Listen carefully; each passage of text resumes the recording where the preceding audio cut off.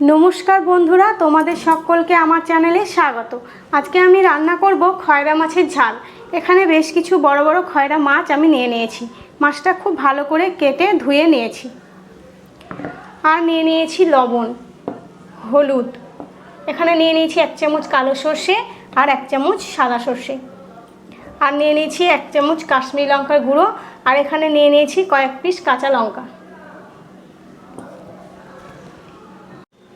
प्रथमे आमी माछेर मध्य लवण और हलुद माखिए नेब। एखाने आमी दिए दिচ্ছি हाफ चा चामच लवण और दिए दिচ্ছি हाफ चा चामच हलुद।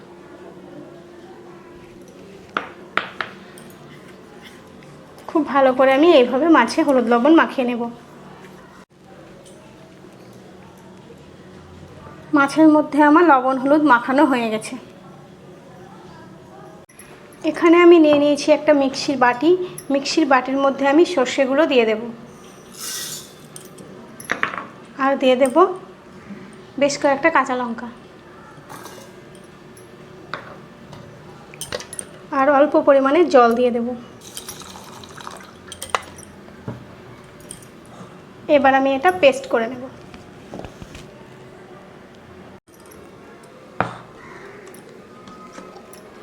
মশলাটা আমার খুব ভালো মতো পেস্ট করা হয়ে গেছে। এর মধ্যে দিয়ে দেব হাফ চা চামচ লবণ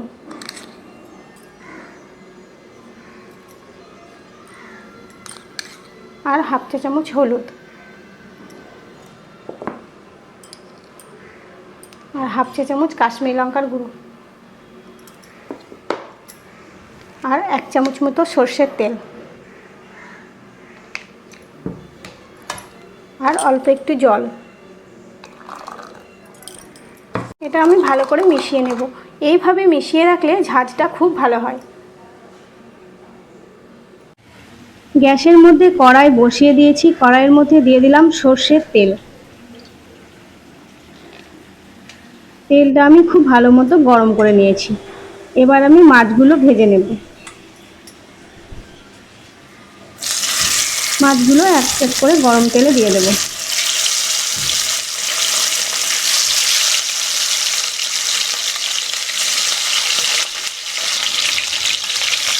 মাছগুলো আমার দেয়া হয়ে গেছে। এবার আমি উল্টে দেব। মাছের এপিঠ ওপিঠ খুব ভালো করে ভেজে নিতে হবে।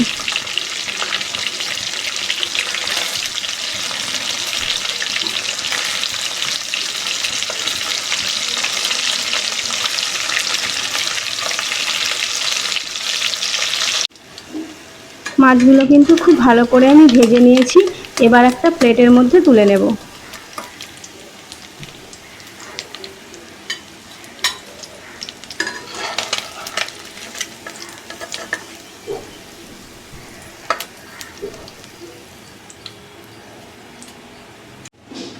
আবারও আমি বাকি মাছগুলো একই রকম করে ভেজে নেব।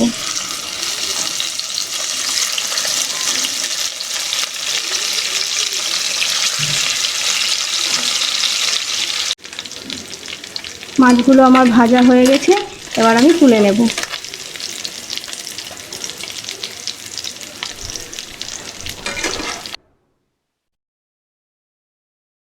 সব মাছগুলো আমার খুব ভালো করে ভেজে নেওয়া হয়ে গেছে।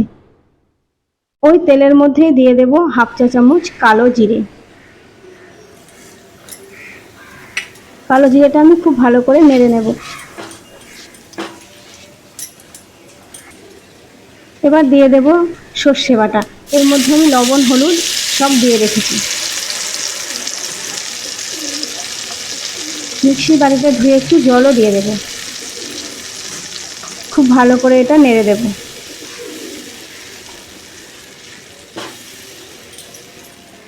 খুব ভালো করে এটা নেড়ে নেওয়া হয়ে গেছে। এর মধ্যে দিয়ে দেব ভেজে রাখা মাছগুলো।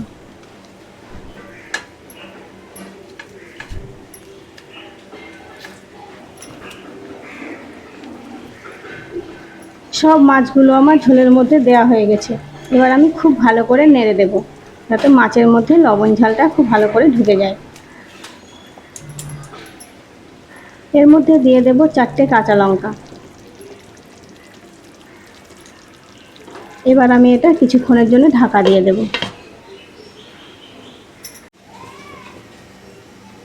ঢাকাটা এবার খুলে নেব।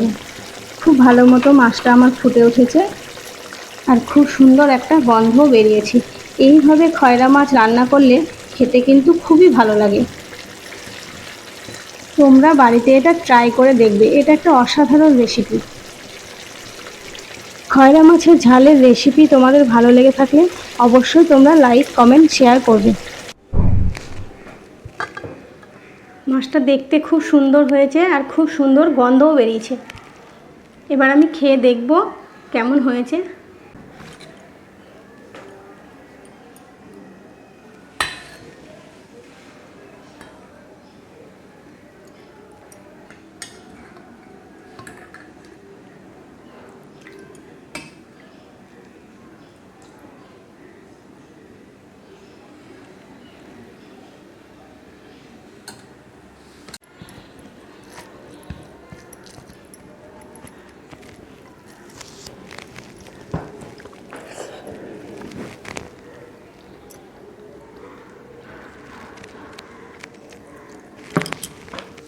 খয়রা মাছের ঝালটা কিন্তু খেতে খুবই ভালো হয়েছে।